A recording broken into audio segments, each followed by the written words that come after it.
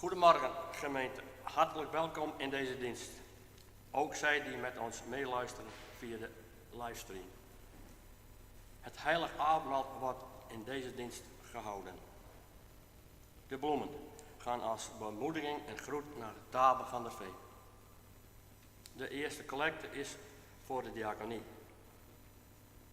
De tweede is, ja, ook met het voor en achter de lezen direct, ik denk dat ik straks zeggen, maar dat kan ik voor je. De collecte van de diaconie is bestemd voor de kerk in actie, die via haar noodhulpprogramma kinderen in Gaza en Israël helpt. De escalatie van geweld in het Midden-Oosten heeft sinds oktober 2023 aan duizenden kinderen het leven gekost. Nog veel meer leven er elk moment van de dag in angst. Ze zijn zowel lichamelijk als psychisch in groot gevaar. Een groot deel van de ruim 1 miljoen kinderen in Gaza is ondervoed. Bijna allemaal hebben ze extreme stress. Scholen zijn gesloten. Ook in Israël zijn kinderen slachtoffer van geweld en onzekerheid. En ook zij hebben hulp nodig. Hoe je ook denkt over wat er daar gebeurt, kinderen mogen nooit het slachtoffer zijn. De tweede collecte is voor de kerk. Voorganger dominee Buiting uit Heino. Lector is Japke Gilliam. Organist Evert Walstra. En ons intochtslied Zie scherp. We zingen dit indien mogelijk samen. We wensen u een gezegende dienst toe. Niks vergeten. Niks vergeten.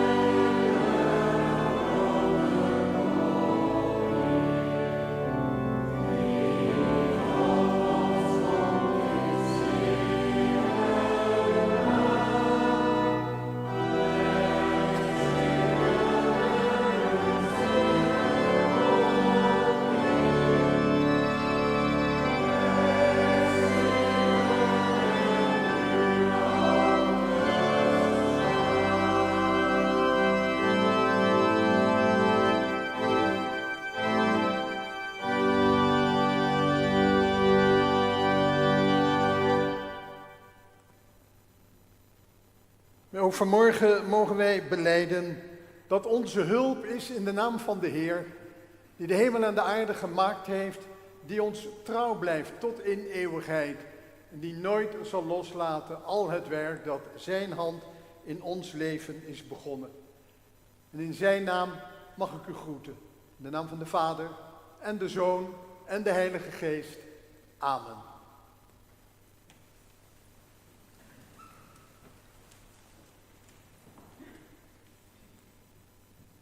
Goedemorgen zou ik dan toch even heel onliturgisch zeggen. Goed om hier weer eens te zijn.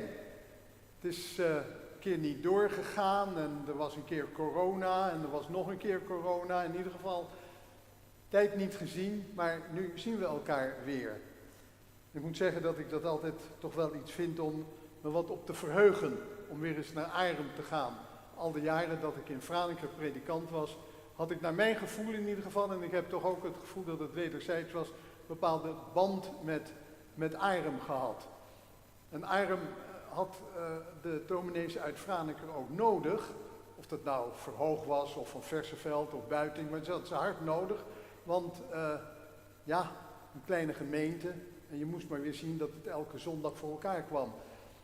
En al zo'n jaar of 40 geleden zeiden we om wel eens tegen elkaar op klassenvergaderingen bijvoorbeeld, zou er niet een mogelijkheid zijn dat Arem en Achlem, ik kan u vertellen, dat moest je heel zorgvuldig zeggen, heel voorzichtig, misschien wel. In Achlem zeiden ze, nou ja, eigenlijk liever met de hervormden hier dan met de gereformeerden daar. En in Arem zeiden ze, wij kunnen nou net wat met die hervormden door één deur, dus dat moet toch ook maar een keertje worden. En nu hoor ik onderweg hier naartoe van Teun dat het zover is. En ik kan alleen maar zeggen, de grond van mijn hart, van harte geluk gewenst. En ook buitengewoon veel sterkte in dat hele proces. Gemeente, als we bij elkaar komen, dan komen we met een hart vol vreugde, mag ik hopen. Dat we elkaar weer zien, dat we elkaar ontmoeten. En dat is altijd goed. En we komen bij elkaar om de maaltijd van de Heer te vieren. En we komen ook bij elkaar, en dat doen we iedere dienst, en dat is toch altijd wel goed om zo'n moment. We komen ook bij elkaar om alles wat ons dwars zit, wat ons pijn doet, waar we geen kant mee uit kunnen, voor de voeten van de eeuwige te leggen. En ook vandaag willen we dat doen. Wij bidden ons Kyrie-gebed en zingen daarna een Gloria-lied met de woorden van Psalm 98, vers 1 en 4. Omdat wij weten dat Gods barmhartigheid geen einde heeft. Laat ons bidden. Heer onze God, wij komen tot u in verwondering, maar ook in nederigheid. Harten die verlangen naar rust en vrede. In het ritme van de dagen, in het kloppen van ons hart. Wij erkennen uw gave van deze bijzondere dag. Een heilige dag, een heilige rust, ontmoeting met u. Kyrie eleison, Heer, ontferm u over ons. Vergeef ons, bidden wij, wanneer wij verstrikt raken in de drukte van het bestaan.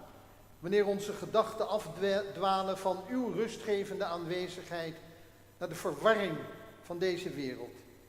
Leid ons naar stille wateren, waar onze zielen vernieuwd worden, nieuwe kracht krijgen. Waar we ons verbinden met u en met elkaar in liefde en vrede. Christe eleison, Christus ontferm u over ons. Sta ons bij wanneer wij streven naar een heilig evenwicht tussen rust en arbeid, tussen stilte en lofprijzing. Mogen wij die vrije dag koesteren als een geschenk van genade, een tijd van hernieuwing, een tijd van herstel van lichaam, ziel en geest. Kyrie eleison, Heer, ontferm u over ons. Laat uw geest van vrede en rust neerdalen in ons midden, zoals de dauw die de aarde verfrist en nieuw leven brengt. Mogen wij ook in dit uur uw aanwezigheid ervaren en onze harten openstellen voor uw liefde en uw genade. Zo bidden wij. Amen.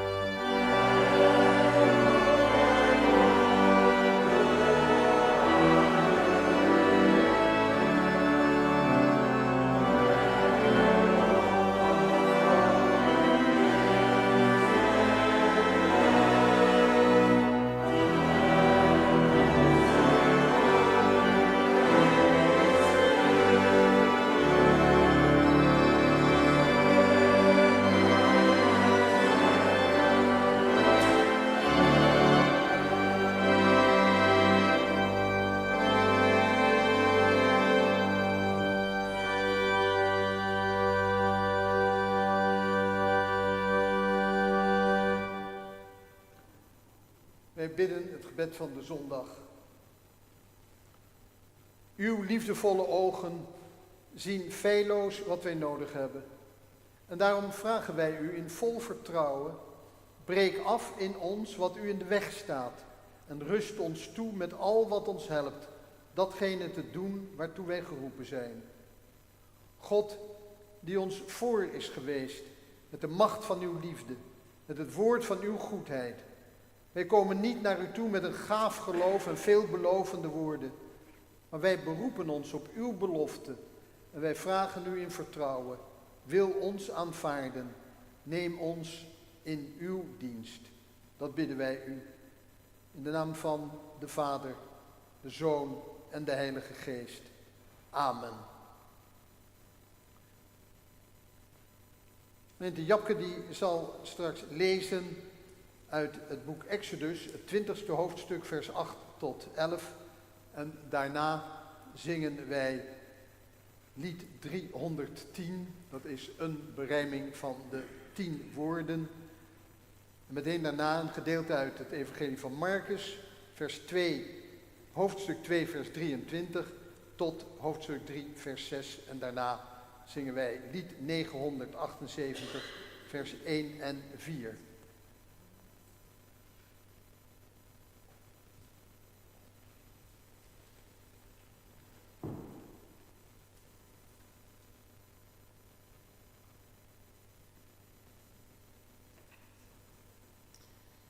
Houd de Sabbat in ere, het is een heilige dag. 6 dagen lang kunt u werken en al uw arbeid verrichten. Maar de 7e dag is een rustdag, die gewijd is aan de Heer, uw God. Dan mag u niet werken. Dat geldt voor u, voor uw zonen en dochters, voor uw slaven en slavinnen, voor uw vee en ook voor vreemdelingen die bij u in de stad wonen. Want in 6 dagen heeft de Heer de hemel en de aarde gemaakt en de zee met alles wat er leeft. En op de 7e dag rustte hij. Daarom heeft de Heer de Sabbat gezegend en heilig verklaard.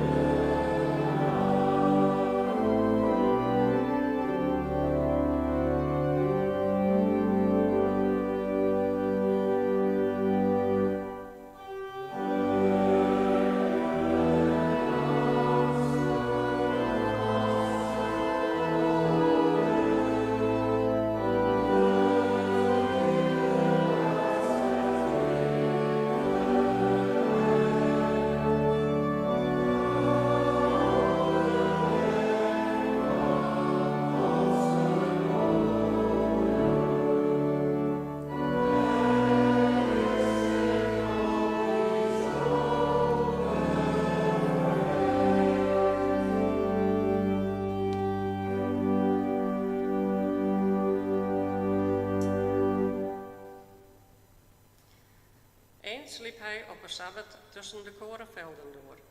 Zijn leerlingen gingen de velden in en begonnen aren te plukken.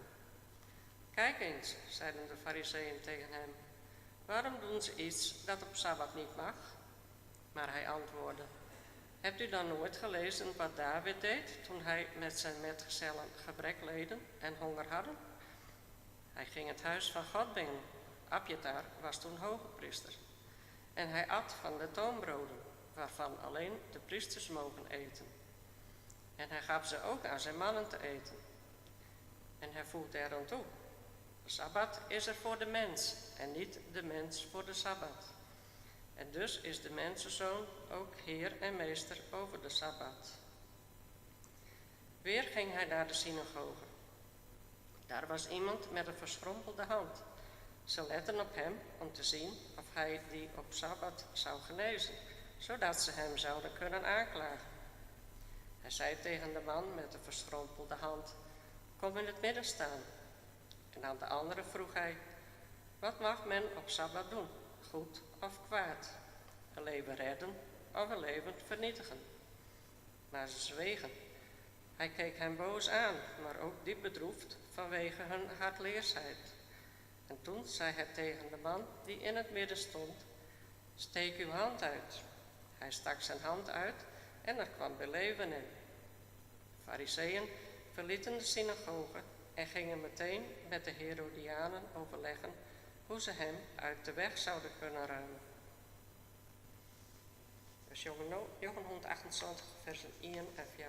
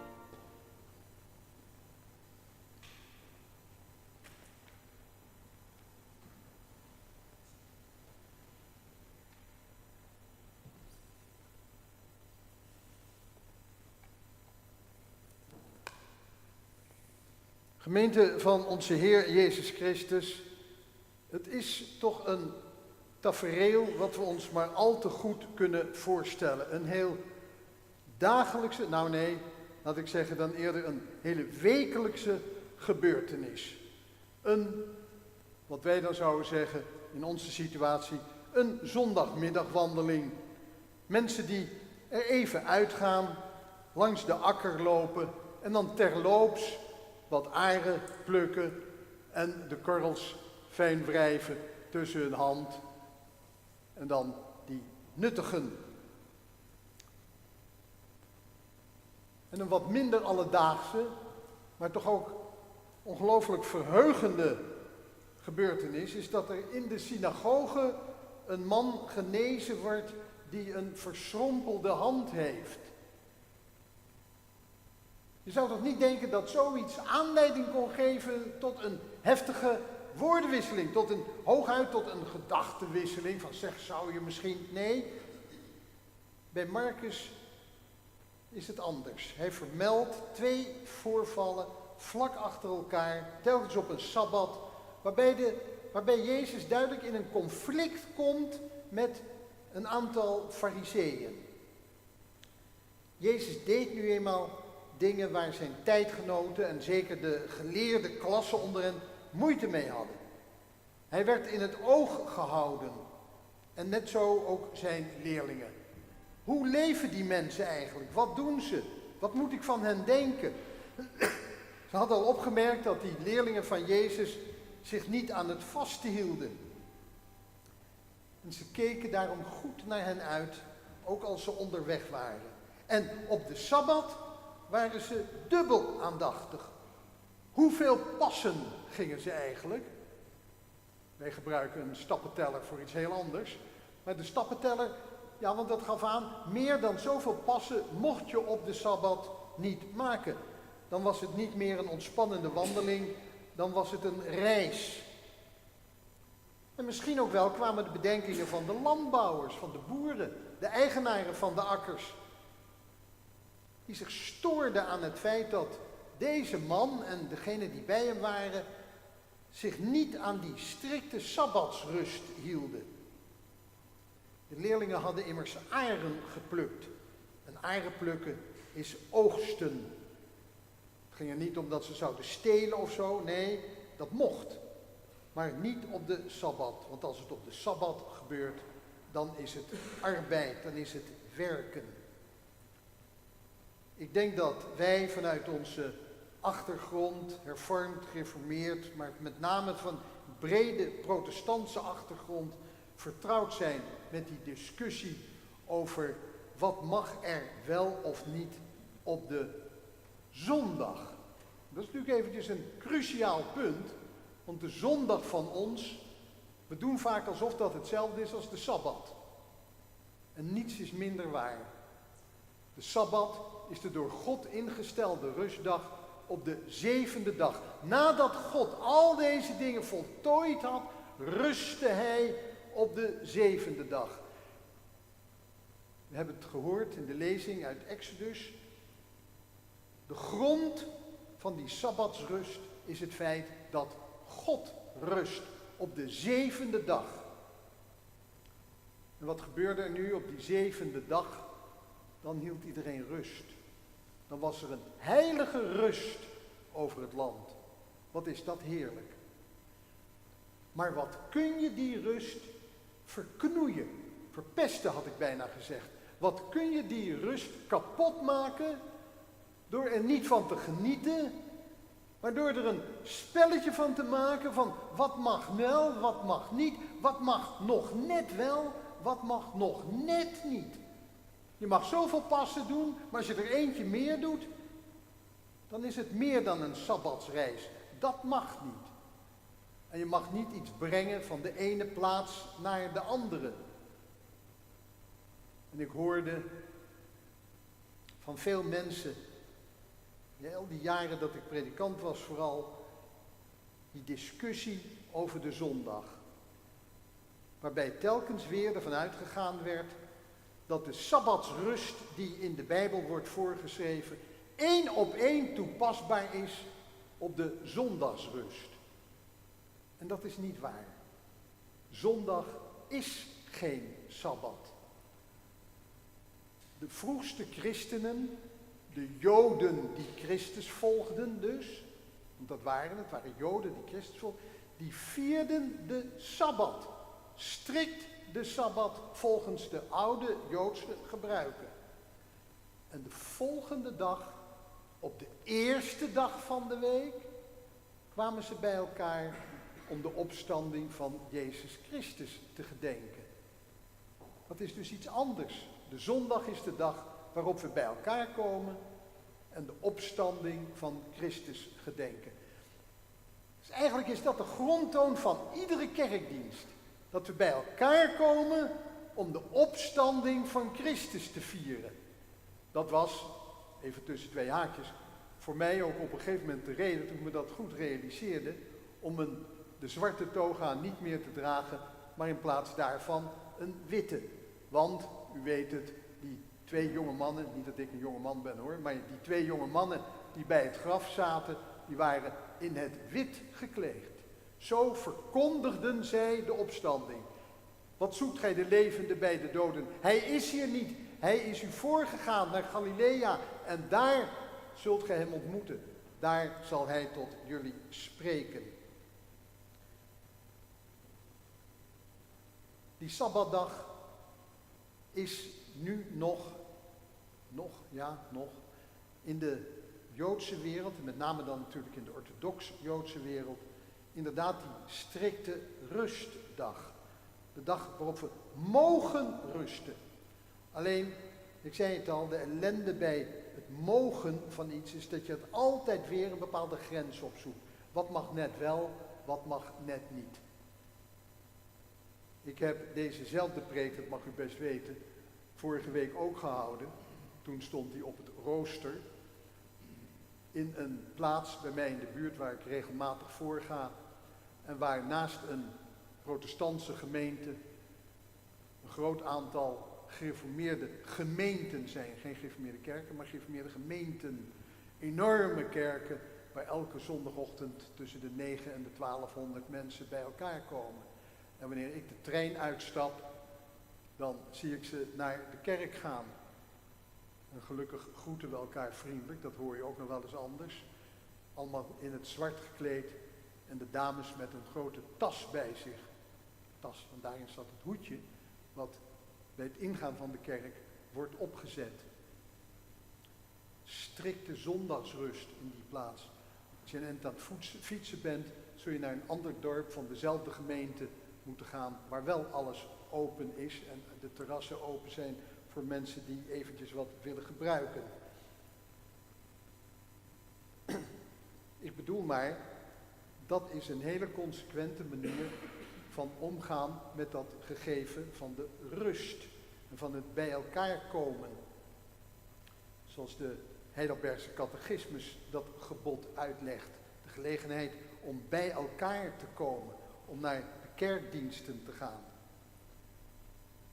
Maar als het nou zo is wat ik beweer, dat de zondag niet hetzelfde is als de Sabbat, geldt dan dat gebod van die Sabbatsrust ook voor ons? Ja, en dan is het woord gebod eigenlijk nog niet eens goed. Ik moet eigenlijk zeggen het verbod om allerlei dingen te doen. Nou, niet automatisch, niet zomaar in één keer van je mag dit niet, je mag dat niet. Al die geboden die er 39 geboden die op de Sabbat betrekking hebben, verboden die op de Sabbat betrekking hebben, zijn ook regelrecht van toepassing op de zondag. Er zijn christenen die de Sabbat houden. Ik herinner me goed toen wij in Franeker kwamen wonen, dat er in Leeuwarden, misschien dat een aantal van u dat ook nog wel weet, een meubelzaak was van een eigenaar die zichzelf Sabbatist noemden. En die op zondag open was, maar op de zaterdag strikt gesloten en waar niemand in zijn opdracht enige arbeid verrichtte. Dat is inderdaad een hele consequente toepassing. Maar we weten dat die toepassing altijd weer tot extremen kan leiden. Ik hoorde ook vorige week van een mevrouw die na de dienst afscheid van me nam. Dominee, wij mochten vroeger op zondag wel wandelen, maar niet met de kinderwagen. Want dan was je aan het rijden en dat mocht niet. En toen mijn vader als student regelmatig voor mocht gaan, hij woonde in Amsterdam, en als hij in Haarlem voorging, dan werd hij geacht zaterdagavond naar Haarlem te komen, daar te logeren bij de ouderling van dienst en de volgende dag de dienst te leiden. Dan daarna weer naar het huis van de ouderling van dienst en maandagochtend met de eerste trein weer naar Amsterdam. Voelt u hoe moeilijk het is om te zeggen, een feestdag, als je aan alles beknot wordt, als dit niet mag, als dat niet mag. En ik kan me bij een heleboel dingen voorstellen hoor, dat er een grens is. Maar zeg, is dat nou wel verstandig? Als je nou een rustdag hebt, waarom ga je dan zo nodig toch nog weer de hele dag zitten werken? Waarom, en dan zeg ik tegen mezelf, ga je dan toch weer naar je studeerkamer toe om te kijken wat je volgende week allemaal te doen hebt? Als ik in Franeker wel eens werd opgehaald door iemand voor de kerkdienst. Ik zeg niet dat iemand uit Arnhem was, en dat weet ik niet eens meer. Maar dan waren de buren bezig met het schoonmaken van de auto's. En dan kwam de kreet die in ons gezin een beetje een vaste kreet geworden is. Moet dat nou op een snijn? En dat kan ik me voor. Ja.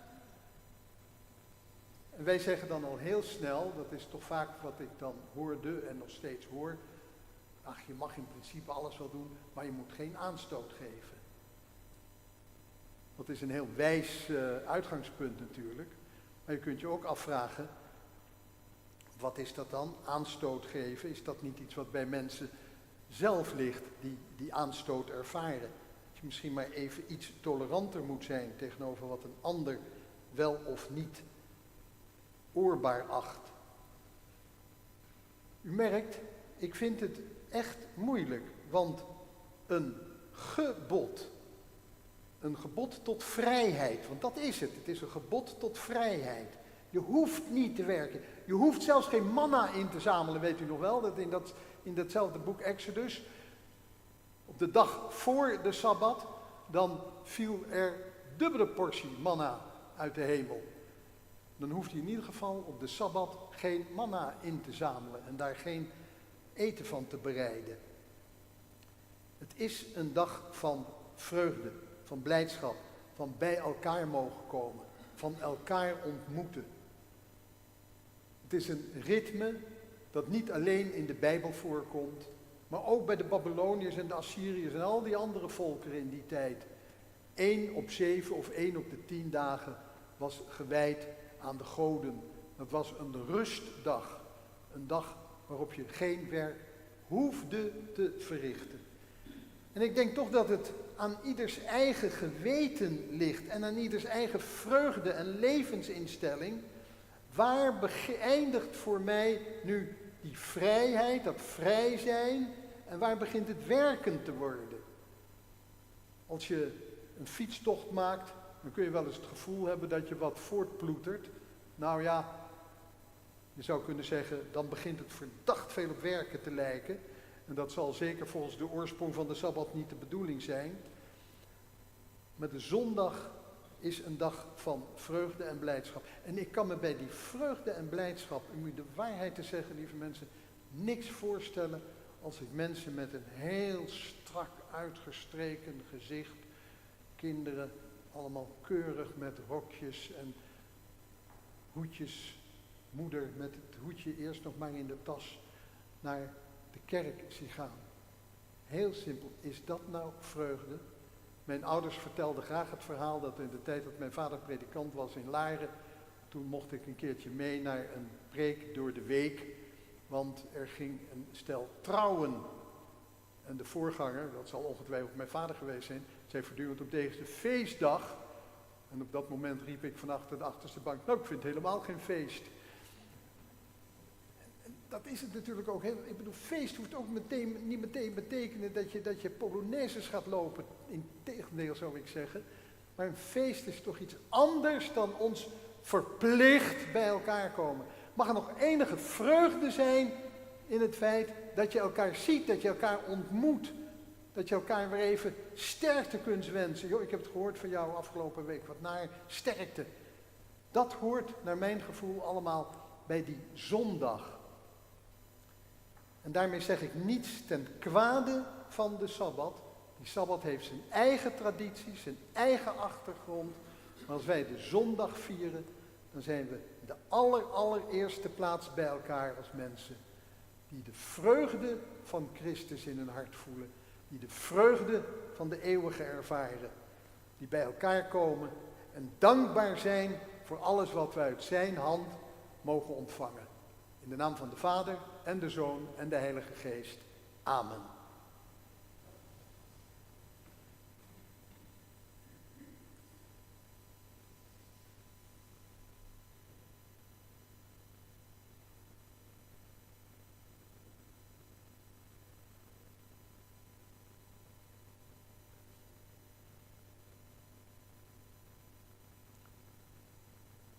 Wij zingen staande de geloofsbelijdenis.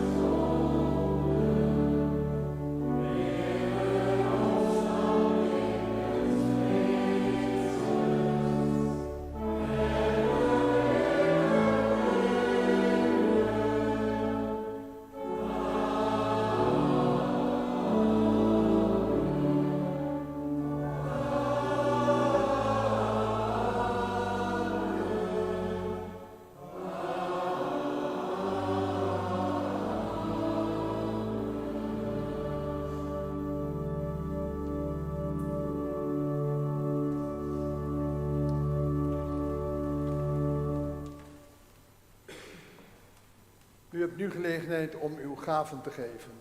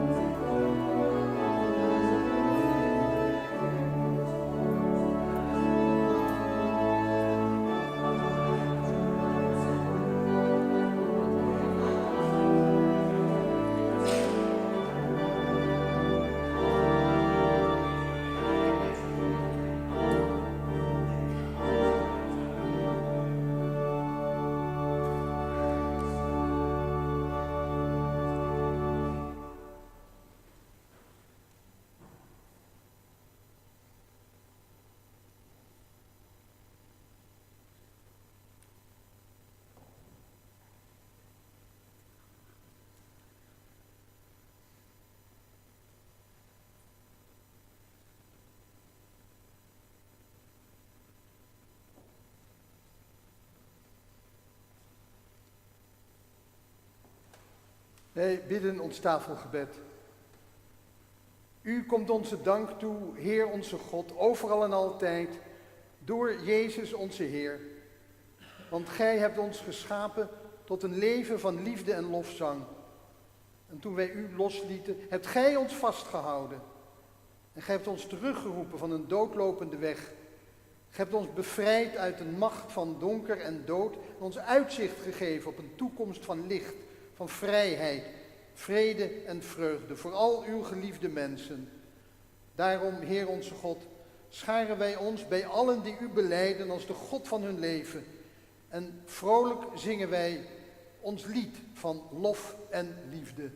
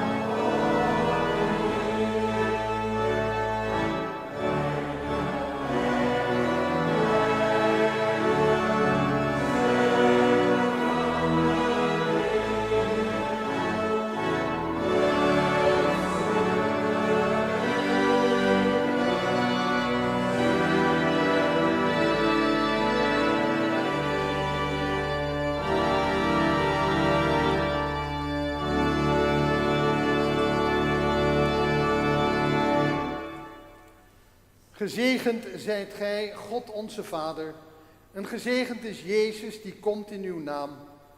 Want hij is tot het uiterste gegaan om ons voor u te behouden. Hij heeft voor ons uit de doortocht gemaakt door de engte van de dood naar de ruimte van het leven. Zo is hij onze herder, de hoeder van zijn volk. Laat uw geest zijn woorden vervullen, nu wij doen wat hij ons opdroeg.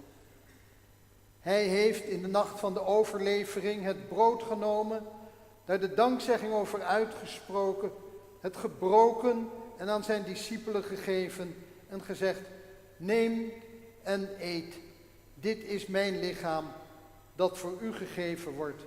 Doe dit tot mijn gedachtenis.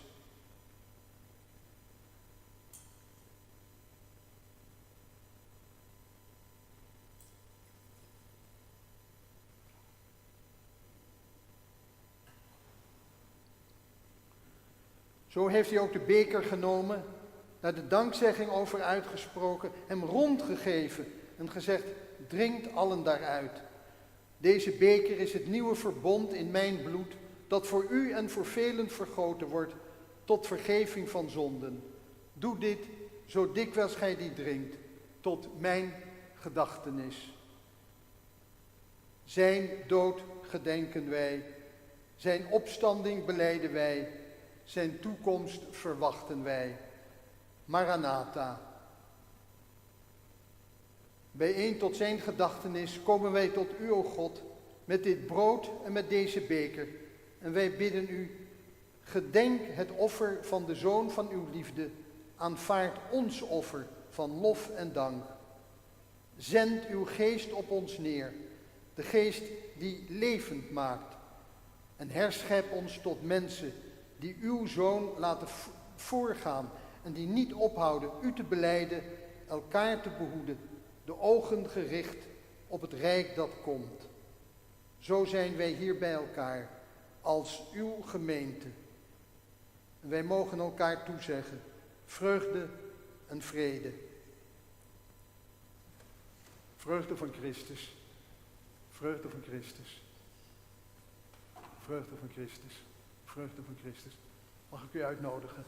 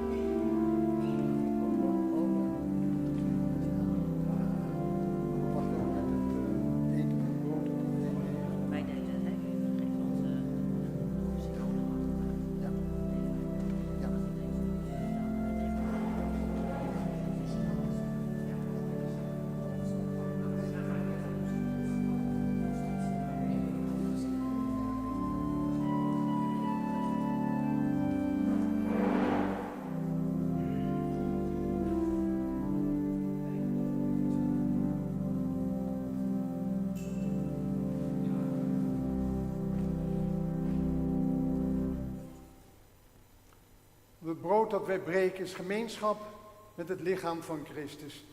Neemt, eet, gedenkt en gelooft.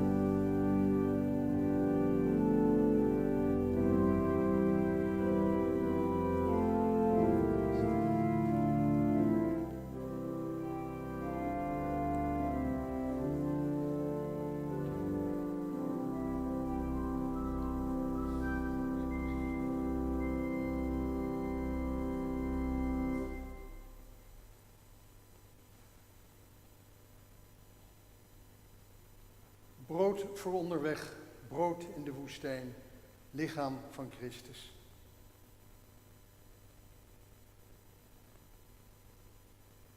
De beker, de dankzegging, waarover we de dankzegging uitspreken, is gemeenschap met het leven van Christus. Zijn dood gedenken wij door het drinken uit deze beker, wijn van de vreugde.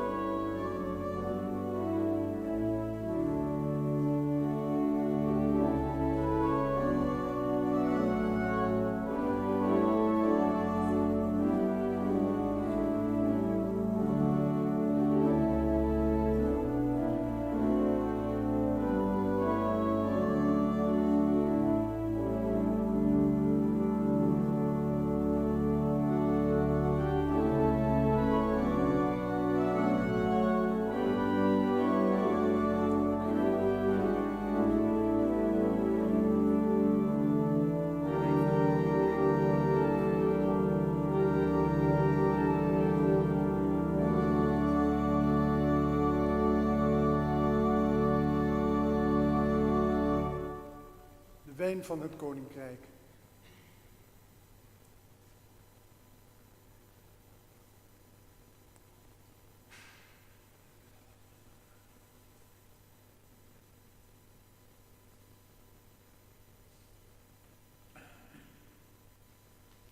Laat ons God danken.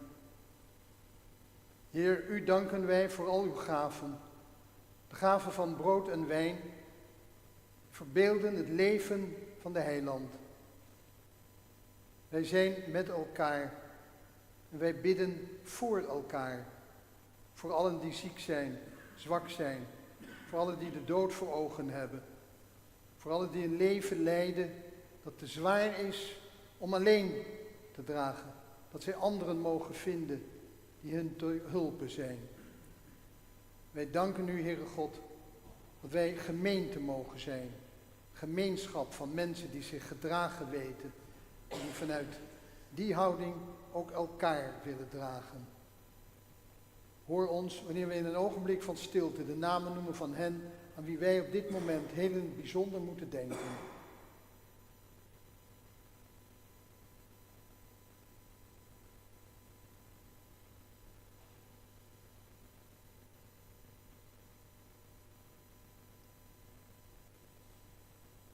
Wanneer wij bidden, het gebed dat uw Zoon ons leerde toen hij zei, Onze Vader,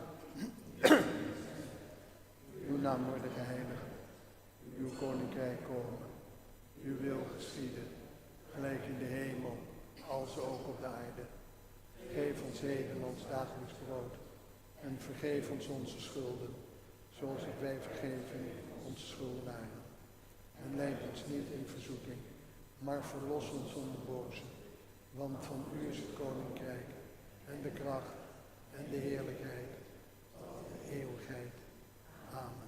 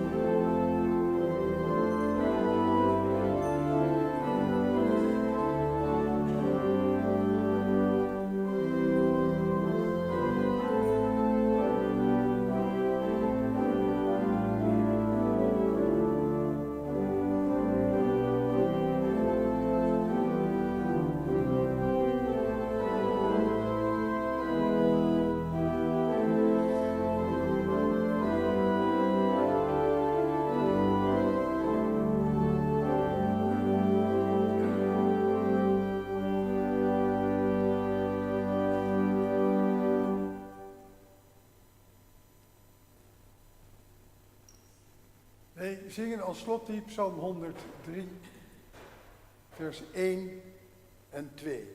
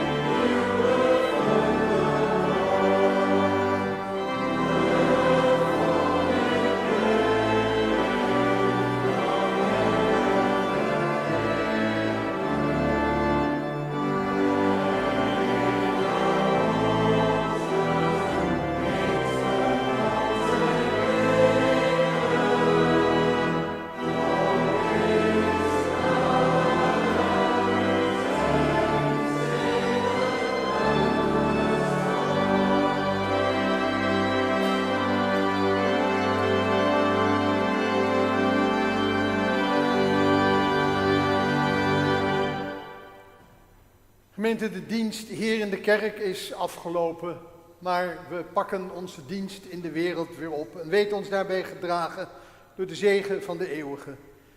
Want de Heere zegent u en hij behoedt u. En de Heere doet zijn aangezicht over u lichten en is u genadig. En de Heer verheft zijn aangezicht over u en geeft u zijn vrede.